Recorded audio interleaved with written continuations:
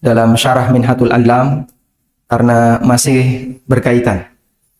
Berbicara tentang masalah fikih kunut. Yang pertama adalah hadis dari Anas bin Malik radhiyallahu anhu. Anna Rasulullah sallallahu alaihi wasallam qanata syahran ba'da ar-ruku'i yad'u ala ahya'in min ahya'il Arab thumma tarakahu, muttafaqun alaih. Bahwasanya Rasulullah sallallahu alaihi wasallam melakukan kunut untuk salat 5 waktu selama sebulan. Ba'da ruku', dilakukan setelah ruku', maksudnya setelah i'tidal. Yad'u ala ahya'in min ahya'il Arab, mendoakan keburukan beberapa suku Arab. Tsumma tarakahu, kemudian beliau meninggalkannya. Muttafaqun alaih, hadis riwayat Bukhari Muslim. Kemudian hadis yang kedua 305. Wali Ahmad wa Daruqutni nahwuhu min wajhin akhar. Dalam riwayat Ahmad dan At-Taruqutni semisal dengan redaksi riwayat Bukhari Muslim dari min wajhin akhar, dari sanad yang berbeda.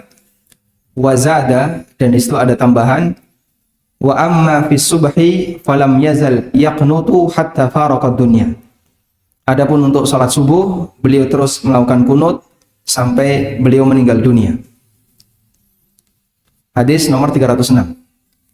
Wa anhu, dan dari Anas, anna Nabiyya sallallahu alaihi wasallam kana la yaqnutu illa idza da'a liqaumin aw da'a ala qaum. Bahwa Nabi sallallahu alaihi wasallam tidak melakukan kunut kecuali ketika beliau mendoakan keburukan satu kaum tertentu yang mendolimi kaum muslimin. Sahahahu Ibnu Khuzaimah, dinilai sahih oleh Ibnu Khuzaimah. Penilaian sahih Ibnu Khuzaimah adalah di kitab sahihnya, karena bukunya Ibnu Khuzaimah Sahih Ibnu Khuzaimah. Kemudian hadis nomor 307, hadis yang keempat di bab kunut.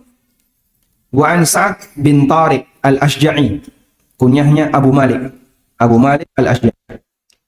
Qala, beliau mengatakan, qultu li abi, aku pernah bertanya kepada ayahku, yaitu Tariq al-Ashja'i. Ya abati, innaka qad sallaita khalfa Rasulillah sallallahu alaihi wasallam wa Abi Bakrin wa Umar wa Utsman wa Ali. Ayahku, Anda pernah salat di belakang Rasulullah sallallahu alaihi wasallam, di belakang Abu Bakar, di belakang Umar, Utsman dan Ali. Apakanu yaqnutuna fil fajri? Apakah mereka melakukan kunut ketika subuh? Qala, kata ayahnya yang merupakan sahabat Nabi sallallahu alaihi wasallam, "Ai bunayya muhdas." Wahai putraku, muhdatsun itu adalah perbuatan muhdas. Perbuatan muhdas artinya sesuatu yang baru yang tidak ada ajarannya. Rawahul khamsah illa Abu Dawud, diriwayatkan oleh imam yang 5 kecuali Abu Dawud. Al-khamsah dalam Bulughul Maram adalah Ahmad dan 4 ashabus sunan. Bisa disebutkan 4 ashabus sunan? 4 pemilik kitab sunan. Sunan Ibnu Majah, Sunan Kalijogo. 4 ashabus sunan. Urutkan berdasarkan tingkat sahihnya. An-Nasa'i, Abu Dawud, At-Tirmidzi, Ibnu Majah. Ini urutan berdasarkan tingkat kesahihannya. An-Nasa'i itu paling tinggi di antara yang lain. Dan di sini dinyatakan illa Abu Dawud, kecuali Abu Dawud. Sehingga dari 5 ulama tadi, Ahmad, An-Nasa'i, Abu Dawud nggak masuk, berarti At-Tirmidzi dan Ibnu Majah. Jadi ada 4 imam yang meriwayatkan hadis dari Abu Malik al-Ashja'i. Baik, semua hadis ini ada di Bulughul Maram. Semua hadis ini ada di Bulughul Maram. Wa min adatil hafidh, dan bagian dari kebiasaan al-Hafidh Ibnu Hajar, beliau ulama Syafi'iyah. Namun dalam Bulughul Maram beliau mencantumkan hadis yang mendukung pendapat Syafi'iyah dan juga terkadang hadis yang mendukung pendapat selain Syafi'iyah, agar memberikan kesempatan bagi talibul ilmi untuk menimbang dalam belajar, untuk menimbang mana di antara pendapat-pendapat ini yang lebih mendekati kepada hadis. Meskipun secara pribadi penulis mengikuti mazhab Syafi'iyah. Dan permasalahan kunut termasuk permasalahan ikhtilaf tadad yang muktabar, perselisihan yang diperhitungkan artinya antara satu dengan yang lain masing-masing beristihad untuk menyampaikan pendapatnya mana yang lebih mendekati kebenaran. Sebelumnya saya sampaikan beberapa kaidah terkait ikhtilaf yang muktabar. Ikhtilaf ada dua. Ikhtilaf tanawwu, perbedaan pendapat yang sifatnya ragam, yaitu perbedaan pendapat yang semuanya diajarkan oleh Nabi Sallallahu Alaihi Wasallam. Dan ikhtilaf tanawwu ini ada dua. Ada yang ditinggalkan sebagian oleh Nabi SAW, sehingga yang dipertahankan yang lainnya, dan ada yang semuanya dipertahankan. Contoh yang ditinggalkan adalah misalnya tentang bagaimana cara ruku. Nabi SAW dulu melakukan ruku, terkadang beliau memegang lutut, dan terkadang Rasulullah SAW melakukan tatbik. Tatbik seperti ini ya. Lalu ini ditaruh di mana? Di antara dua lutut. Sehingga yang sholat pakai sarung, pakai jubah bisa melakukan praktek tatbik. Kalau celana bolong, Pak, tembus, tidak bisa. Ini namanya tatbik. Kemudian Rasulullah SAW meninggalkan tatbik, sehingga ruku tinggal satu cara, yaitu meletakkan telapak tangan di lutut. Kemudian ada ikhtilaf tanawwu yang masih bertahan. Contohnya adalah aneka doa iftitah, aneka doa ruku, aneka doa sujud yang dibaca oleh Nabi Sallallahu Alaihi Wasallam. Yang kedua adalah ikhtilafut tadad. Ikhtilaf tadad adalah perbedaan pendapat yang satu benar, yang lain salah. Kalau tanawwu semuanya benar, karena semuanya diajarkan Nabi Sallallahu Alaihi Wasallam. Kalau tadad yang satu benar, yang lain salah. Nah, untuk ikhtilafut tadad dibagi menjadi dua. Yang pertama ada yang muktabar, yaitu ikhtilaf yang berangkat dari ijtihad. Dan kita jumpai semacam ini banyak sekali. Dan para ulama mengkodifikasi itu dalam buku-bukunya. Dan di masing-masing madhab ada buku madhab fikih muqarrin, fikih perbandingan madhab. Dalam madhab Syafi'iyah ada buku Al-Majmu' karya An-Nawawi. Al-Majmu' Syarhul Muhadzab itu menyebutkan madhab Syafi'iyah dan juga madhab-madhab selain Syafi'iyah. Sehingga di situ ada perbandingan madhab. Dalam madhab Hambali ada Al-Mughni karya Ibnu Qudamah. Di situ beliau menyebutkan pendapat Hambali dan pendapat selain madhab Hambali. Ibnu Qudamah madhabnya apa? Hambali. Dalam madhab Malikiyah ada Asy-Syarhul Kabir karya Imam Ad-Dirdir. Ini menyebutkan madhab Malikiyah dan selain madhab Malikiyah. Dalam madhab Hanafiyah ada Bada'i As-Sana'i karya Al-Kasani yang ini menyebutkan Hanafiyah dan madhab selain Hanafiyah. Artinya, belajar ikhtilaf pendapat ulama bukanlah perbuatan yang tercela. Sehingga kalau ada orang yang mengatakan jangan menyinggung ikhtilaf, ini ya kalimat yang perlu untuk dikoreksi, karena banyak imam-imam kita, para ulama kita, pendahulu kita yang mereka menulis buku dan isinya ikhtilaf. Bidayatul Mujtahid dianggap sebagai ensiklopedia ikhtilaf yang cukup ringkas, karya Ibnu Rushd Al-Hafid dan yang lainnya. Sehingga belajar ikhtilaf itu bukan termasuk perbuatan yang tercela. Kemudian dalam masalah ikhtilafut tadad, karena dua-duanya berangkat dari ijtihad, maka bagi ulamanya berlaku hadis Nabi SAW, idza ijtahadal hakim fa asaba falahu ajran wa in akhta'a falahu ajrun wahid. Apabila ada seorang hakim kemudian dia beristihad, lalu istihadnya benar, maka dia punya dua pahala, dan jika istihadnya salah, maka berlaku untuknya satu pahala. Sedangkan bagi selain ulama seperti kita, maka tidak berlaku hadis ini, karena hadis ini hanya berlaku bagi orang yang beristihad. Dan orang awam tidak beristihad, namun mereka mengikuti ulama yang dia ikuti. Prinsip bagi orang awam dalam masalah ini adalah silahkan mengikuti ulama yang menurut Anda paling mendekati kebenaran untuk pendapatnya. Bagaimana kalau kita tidak bisa melakukan tarjih? Kalau kita tidak bisa melakukan tarjih, memilih mana pendapat yang lebih mendekati, maka salah satu acuannya adalah dengan melihat latar belakang orangnya. Kalau kita anggap beliau adalah orang yang sangat komitmen dengan sunnah, komitmen dengan kebenaran, kita berusaha untuk mengikuti beliau dengan harapan semoga pendapat beliau lebih mendekati kebenaran. Yang ketiga, masing-masing manusia akan mempertanggungjawabkan semua pilihan pendapat yang dia lakukan. Dan Allah Maha tahu, kita memilih karena latar belakang hawa nafsu, ataukah kita memilih karena perjuangan kita untuk mendekati kebenaran. Nabi SAW mengatakan, saddidu wa qaribu. Lakukanlah yang ideal. Kalau nggak bisa, wa qaribu, dekati yang ideal. Dan masing-masing kita punya tanggung jawab untuk berusaha mendekati yang ideal. Muqaddimah berikutnya. Dalam masalah ikhtilafu yang mu'tabar, maka tidak diperkenankan adanya ingkarul mungkar. Sehingga pendapat yang berbeda tidak boleh disebut sebagai kemungkaran. Karena tidak berlaku ingkarul mungkar. Maka kalau ada orang yang berbeda dengan kita tidak sebut dia melakukan perbuatan bid'ah atau perbuatan kemungkaran dan tidak kita ingkari. Meskipun diperbolehkan untuk melakukan diskusi. Diskusi terbuka untuk apapun ketika terjadi perbedaan pendapat.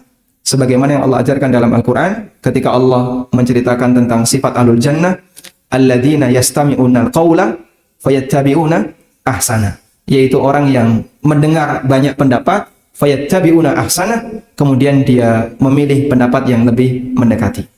Dan kita bisa melakukan itu melalui proses diskusi. Sehingga kalau si A berbeda pendapat dengan si B, kok kamu seperti ini, saya seperti ini. Masing-masing mengutarakan pendapatnya. Setelah mengutarakan pendapatnya, jadi masing-masing tahu sisi alasan orang lain.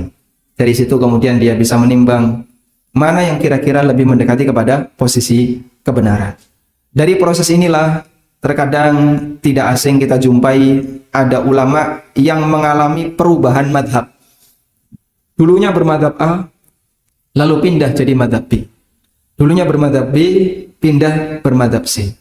Melalui proses diskusi dan dialog yang dia lakukan antar sama talibul ilmi di zamannya. Sehingga dia kemudian beralih karena melihat bahwasanya ini lebih mendekati kepada kebenaran. Tayyib.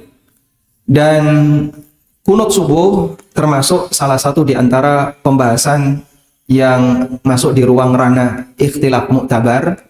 Berlaku beberapa kaidah yang tadi kita sebutkan.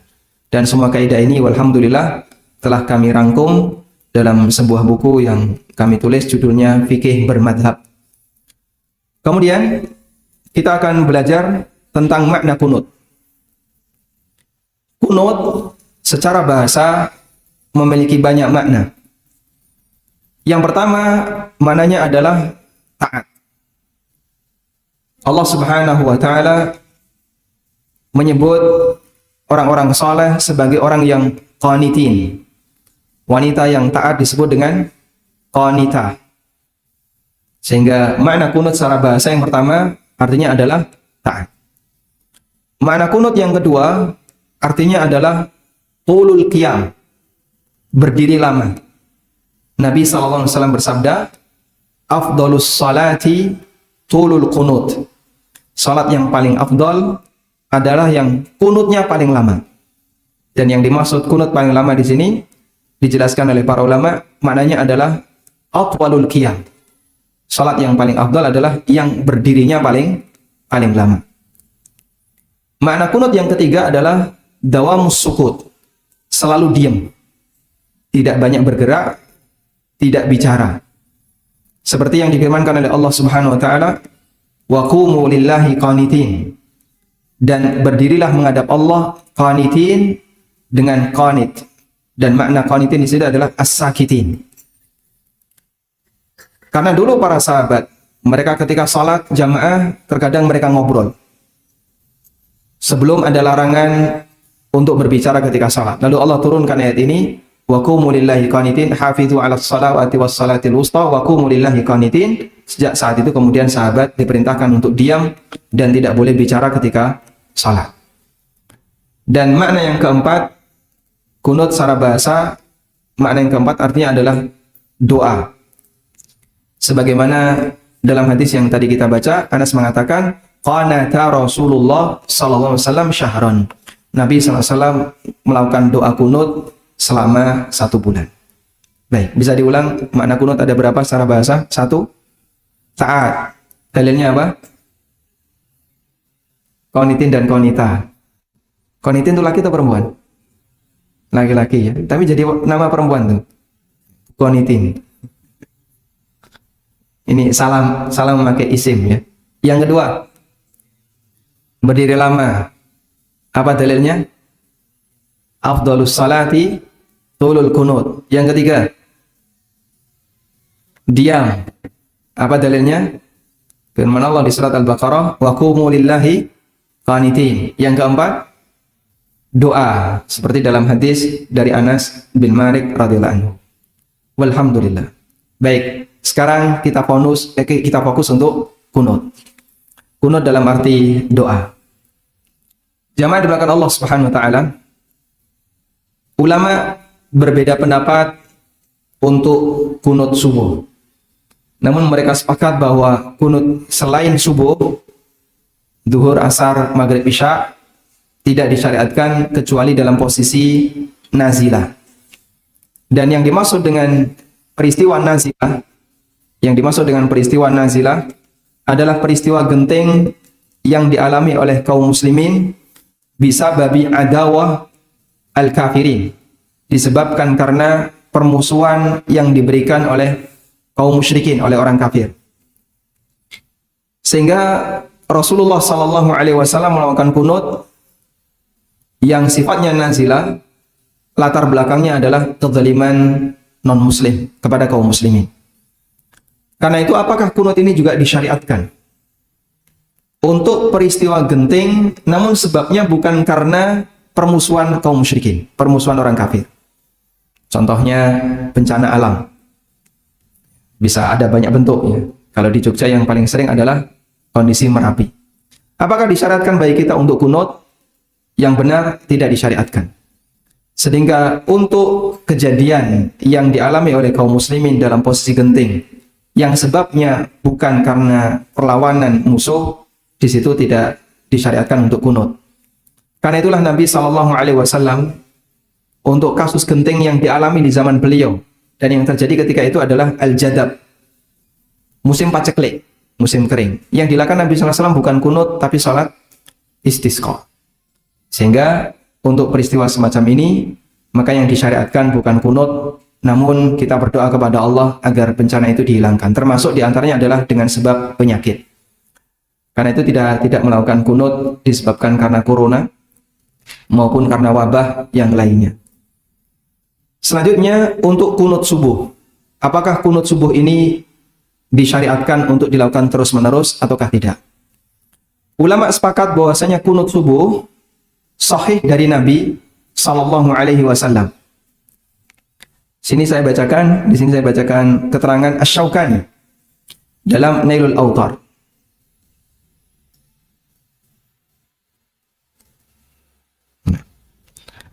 Asy-Syaukani menyebutkan di Nailul Awtar, kata beliau, annahu la niza'a fi wuqu'il kunuti minhu sallallahu alaihi wasallam. Ulama tidak berbeda pendapat tentang kejadian kunut yang pernah dilakukan oleh Rasulullah sallallahu alaihi wasallam ketika salat subuh. Wa innaman niza'u fi istimrari masyru'iyatihi. Yang menjadi perbedaan pendapat adalah apakah kunut itu dilakukan terus-menerus ataukah tidak. Sehingga kalau kunut subuh pernah dilakukan oleh Nabi SAW, ulama sepakat pernah dilakukan. Riwayatnya sahih. Namun apakah beliau terus-menerus melakukannya sampai beliau meninggal dunia? Ulama berbeda pendapat. Baik.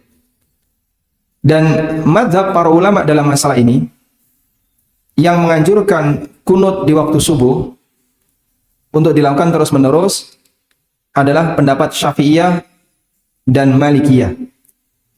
Bahwasanya kunut di waktu subuh hukumnya masyru', disyariatkan untuk dilakukan terus-menerus.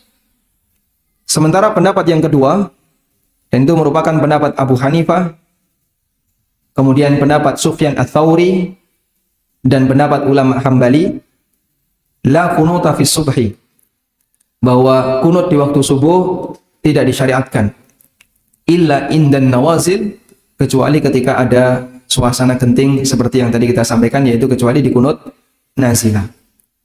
Tayyib. Sehingga gambaran tentang peta tentang perbedaan pendapat kita sampaikan di awal dulu, bahwa terjadi perbedaan pendapat terkait apakah kunut subuh itu dilakukan terus-menerus oleh Nabi SAW ataukah tidak. Namun apakah Nabi SAW pernah kunut subuh? Ulama sepakat pernah, dan riwayatnya sahih. Maka satu, jika ada orang yang mengatakan kunut subuh enggak sahih, tidak ada riwayat yang sahih Nabi SAW melakukan kunut subuh, ini kalimat yang keliru. Karena Nabi SAW pernah melakukan kunut subuh. Apakah Nabi SAW melakukannya terus-menerus? Ada dua pendapat ulama, dan tadi kita sudah petakan. Syafi'iyah dan Malikiyah mengatakan dianjurkan terus-menerus, sementara Hambali dan Hanafiyah mengatakan Nabi SAW telah meninggalkannya. Baik. Saya tidak melakukan tarjih. Saya tidak melakukan tarjih. Kalau misalnya Anda ingin melihat tarjihnya, maka jika Bapak Ibu punya kitab Nailul Autar Asy-Syaukani, mungkin bisa dibaca di sana. Beliau membahas panjang lebar tentang hukum kunut subuh, dan Asy-Syaukani sendiri menilai bahwa kunut subuh tidak disyariatkan dan Nabi SAW melakukannya hanya sampai 1 bulan, sebagaimana hadis riwayat Bukhari Muslim dari sahabat Anas bin Malik. Sedangkan riwayat Ahmad dan Ad-Daruqutni juga dari Anas, yang di situ ada tambahan. Falam yazal yaqnutu hatta faraqad dunya. Untuk sholat subuh Nabi SAW kunut sampai meninggal dunia. Ini dinilai sebagai ziyadatus syadz. Ziyadah asyadz, tambahan yang syadz. Tambahan syadz itu tambahan yang menyalahi riwayat lebih sahih. Namanya tambahan syadz. Jadi begini. Hadis sahih, jika ada hadis dhaif yang maknanya bertentangan dengan hadis sahih, maka hadis dhaif ini disebut dengan hadis mungkar, karena dia bertentangan dengan hadis sahih. Berarti kalau kita ditanya apa perbedaan antara hadis mungkar dengan hadis dhaif, hadis mungkar itu salah satu jenis hadis dhaif. Hadis mungkar adalah hadis dhaif yang bertentangan dengan hadis sahih. Tapi kalau ada hadis dhaif tidak bertentangan dengan hadis sahih, tidak kita sebut mungkar. Baik, ada hadis sahih dan ada hadis yang derajatnya lebih bawah dari itu. Ada hadis sahih, lalu ada hadis yang derajatnya lebih rendah dari hadis yang pertama. Nah, hadis yang derajatnya lebih bawah ini memberikan informasi yang tidak sejalan dengan hadis sahih di atasnya. Maka sahih di atas ini disebut hadis mahfuz, dan yang di bawahnya disebut hadis syadz. Disebut apa? Syadz. Syadz itu bahasa kita nyeleneh.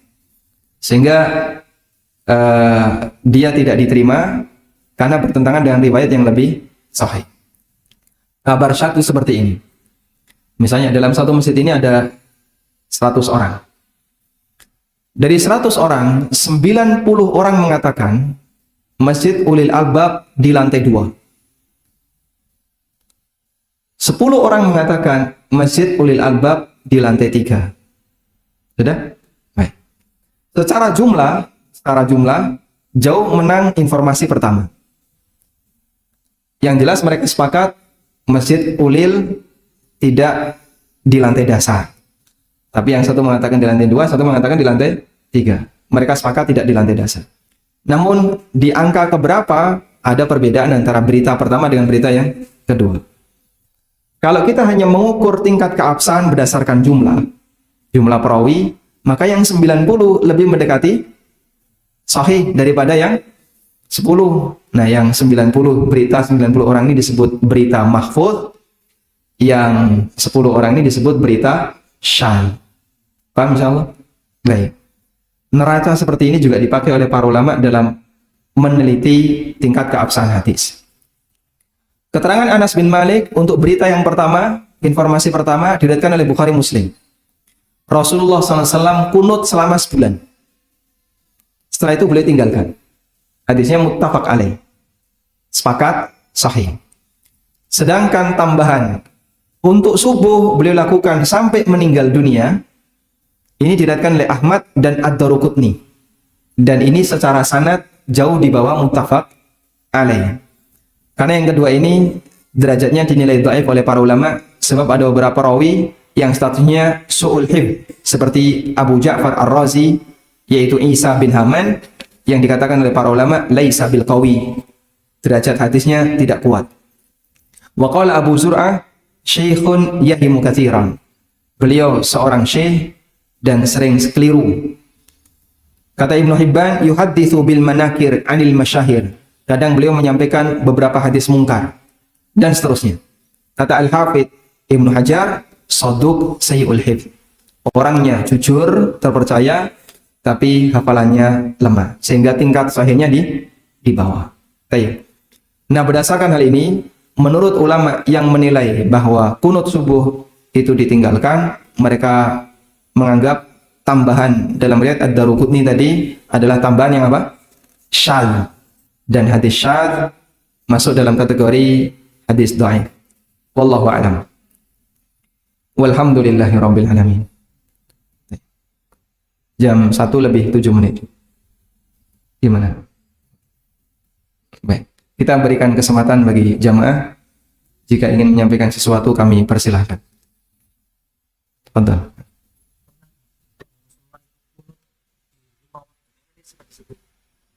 Kunut 5 waktu kunut terus. Baik. Apakah Nabi SAW pernah kunut di sholat 5 waktu?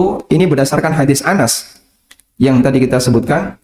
Rasulullah SAW qanata syahran ba'da ruku'. Nabi SAW kunut selama 1 bulan setelah ruku'. Dan ini dipahami itu dilakukan oleh Rasulullah SAW di 5 waktu.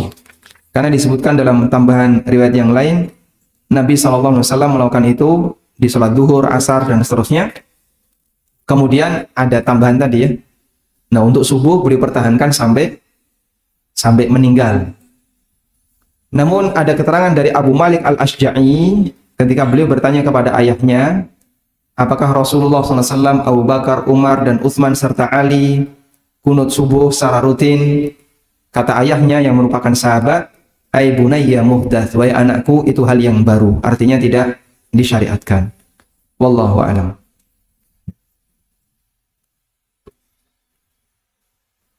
Apa dari penjelasan tentang yang Rasulullah 5 waktu itu apakah nawazil? Nah, hadis Abu Malik Al-Ashja'i. Baik, di sini saya bacakan ya.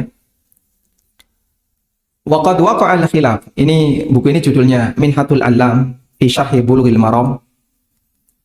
Di jilid yang ketiga.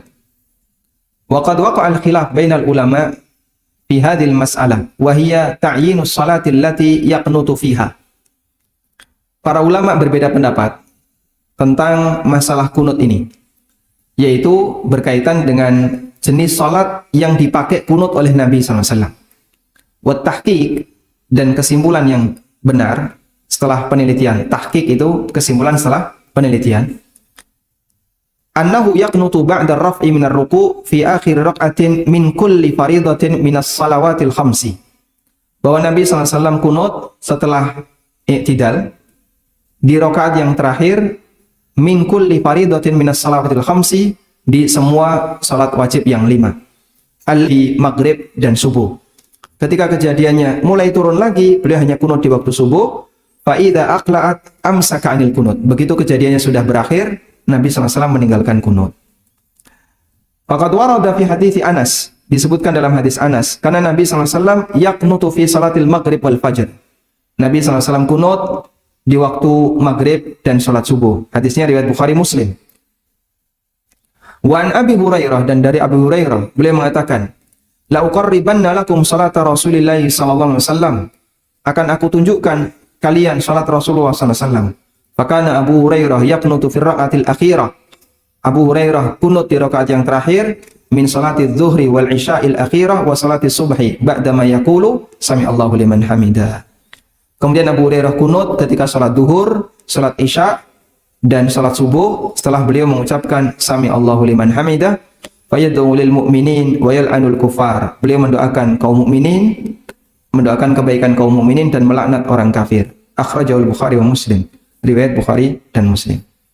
Sehingga dari semua riwayat itu kita bisa mengambil kesimpulan keterangan Anas Nabi SAW kunut selama sebulan di situ adalah di semua sholat 5 waktu min sababin nazilah, disebabkan karena ada kejadian yang menekan kaum muslimin. Wallahu a'lam.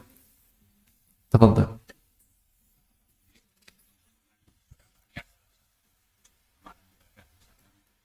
Sholat wudhu sampai sholat nanti puasa Syawal sampai puasa Senin Kamis.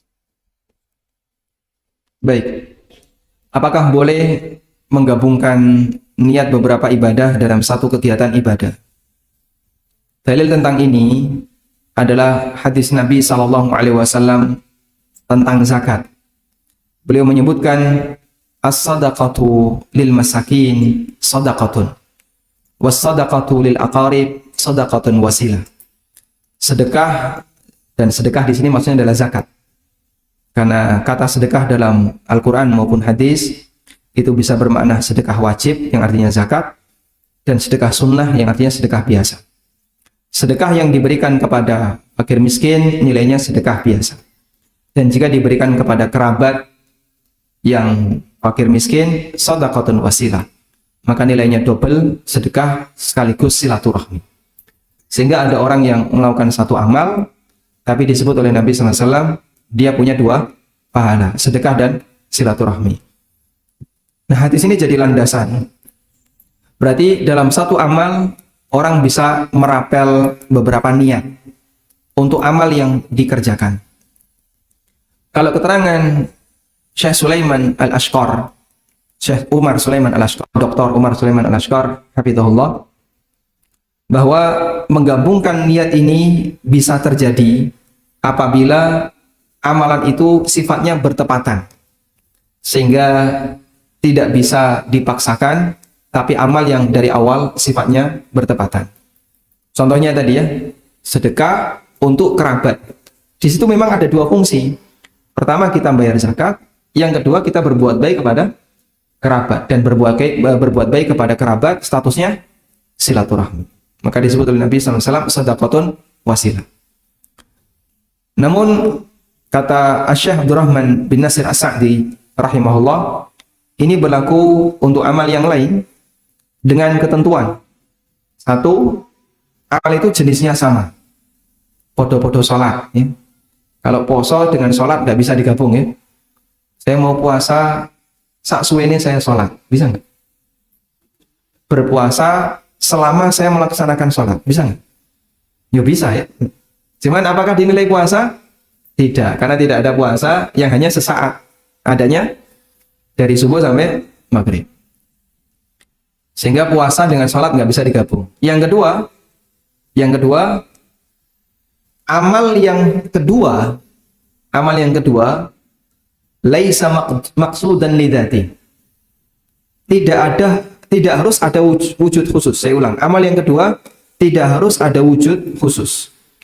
Tidak harus ada wujud khusus itu artinya yang penting pokoknya amal itu ada. Terserah apapun niatnya. Contoh amal yang seperti ini adalah hadis Nabi SAW tentang salat istikharah. Fa idza hamma ahadukum falyusalli rak'ataini min ghairi fardhah. Kalau kalian punya tekad untuk melakukan sesuatu, kerjakan salat 2 rakaat yang tidak wajib. Jadi kalimatnya kerjakan salat 2 rakaat yang tidak wajib. Salat 2 rakaat yang tidak wajib ada berapa? Banyak sekali. Qobliyah, ba'diyah, tahiyatul masjid, antara adzan dan iqamah, setelah tawaf, dan masih banyak lagi. Sehingga di situ yang penting kau kerjakan salat sunnah 2 rakaat, bisa kau sambil istikharah di situ. Nah, ini contoh salat yang laisa maqsudan lidzati, yang tidak harus ada wujud khususnya. Sehingga tidak harus niat salat istikharah khusus untuk istikharah, tidak harus. Niat salat istikharah khusus untuk istikharah. Sudah pernah istikharah, Mas? Belum? Masya Allah. Sebelum saya nikah itu istikharah berkali-kali. Karena istikharah tidak hanya untuk urusan pernikahan. Milih judul skripsi itu saya istikharah. Alhamdulillah. Jadi gampang lulus ya. Kuliah kan yang penting gampang terus nih, Pak. Kita lanjutkan. Sehingga model seperti ini dia bisa digabungkan dengan ibadah yang lain. Nah, contohnya tahiyatul masjid. Rasulullah SAW mengatakan, "Idza dakhala ahadukumul masjida fala yajlis hatta yarka'a rak'atain." Kalau kamu masuk masjid, jangan duduk sampai sholat 2 rakaat. Kalimatnya apa? Jangan duduk sampai sholat 2 rakaat. Berarti kan mau nebeng sholat qobliyah, mau nebeng sholat antara adzan dan iqamah, mau nebeng dengan sholat ba'diyah wudhu, bisa nggak? Bisa. Karena yang penting jangan duduk sampai kamu sholat 2 rakaat. Sehingga ini bisa dilakukan tadakhulun niyah, menggabungkan niat antara satu ibadah dengan ibadah yang lain. Wallahu a'lam. Baik, saya kira itu. Sebagai makmum, sikap sebagai makmum ketika itu seperti apa? Jika kita sebagai makmum dan kita memilih pendapat tidak kunut sementara imamnya kunut, yang pertama jangan batal. Nggak mau imamnya kunut terus batal, itu nggak benar ya. Dan sebaliknya, imamnya nggak kunut, maka makmum yang punya keyakinan kunut jangan batal. Dan ada kejadian di masjid kami. Saya asli dari Paciran, Lamongan, Jawa Timur. Rumah saya dengan laut 200 meter. Jalan Dendles itu dekat rumah saya. Di situ ada masjid. Orang di situ banyak lewat para peziarah wali-wali songo itu. Satu bis kadang sholat di masjid itu. Nah, masjid ini imamnya nggak kunut. Pernah imamnya nggak kunut ketika subuh, bubar satu bis itu tadi, bubar. Terus dia buat sholat sendiri di belakang. Ya bikin rame ya, sempat rame sama takmir. Nggak boleh kayak gini, nggak bener ya. Karena imamnya begitu i'tidal sami Allahu liman hamidah, nggak kunut, Allahu akbar sujud, ini langsung buru-buru ke belakang. Terus nggak boleh sholat dewi. Kan sempat rame di masjid itu. Kejadiannya waktu saya masih SMP kalau nggak salah. SMP atau SMA, udah lama sekali. Nah, ini contoh ketika orang tidak bisa memposisikan perbedaan pendapat. Bahwasanya ini masih masuk dalam ranah ikhtilaf ijtihadiyah, di mana masing-masing berijtihad dan masing-masing menilai bahwasanya kami berada di pendapat A, yang lain berada di pendapat B. Sekarang kalau imam kunut sementara kita sebagai makmum nggak kunut, apa yang harus kita lakukan? Ada 2 pendapat. Pendapat pertama mengatakan makmum kunut sebagaimana imam. Dan ini pendapat Imam Ahmad dalam salah satu riwayat. Meskipun beliau sendiri tidak menilai dianjurkannya kunut ketika subuh. Dan ada pendapat yang kedua mengatakan makmum tidak perlu kunut, namun cukup berdoa dengan doa ketika i'tidal, dan bisa baca doa yang panjang seperti yang kemarin sudah pernah kita baca ya. Gimana doanya? Rabbana walakal hamdu mil'as samawati wa mil'al ardi wa mil'a ma syi'ta min syai'in ba'du ahlas tsana'i wal majdi ahaqqu ma qala al 'abdu wa kulluna laka 'abdun Allahumma la mani'a lima a'taita wa la mu'tiya lima mana'ta wa la yanfa'u dzal jaddi minkal jaddu. Insyaallah rampung itu rampung kunut. Jadi secara waktu sama. Tapi makmum ini cuma membaca doa ketika i'tidal. Dan secara pribadi saya lebih menguatkan pendapat yang kedua dengan alasan bahwa diperbolehkan mukhalafatul imam fil kaifiyah. Boleh berbeda dengan imam dalam detail gerakan, tapi tidak boleh berbeda dengan imam dalam posisi gerakan. Contoh ya, contoh detail gerakan. Duduk iftirash dengan tawarruk, itu detail gerakan. Kalau posisinya duduk itu posisi. Sama-sama duduk, tapi yang satu iftirash, yang satu tawarruk. Yang penting Anda sama-sama duduk dengan imam. Imamnya duduk, Anda duduk. Imamnya tawarruk, Anda iftirash. Boleh beda. Karena makmum masbuk mau berdiri ke rakaat tambahannya. Ketika i'tidal, imamnya sedekat, Anda irsal, lepas tangan. Posisinya sama atau beda? Sama, sama-sama berdiri. Cuman detail gerakannya, yang satu sedekap, yang satu irsal. Ada perbedaan detail gerakan, ini diperbolehkan. Wallahu a'lam. Walhamdulillahi rabbil alamin. Wassallallahu ala nabiyyina Muhammadin wa ala alihi wa sahbihi wa sallam. Wa akhiru da'wana anilhamdulillahi rabbil alamin. Subhanakallahumma wa bihamdika asyhadu an la ilaha illa anta astaghfiruka wa atubu ilaik. Wassalamualaikum warahmatullahi wabarakatuh.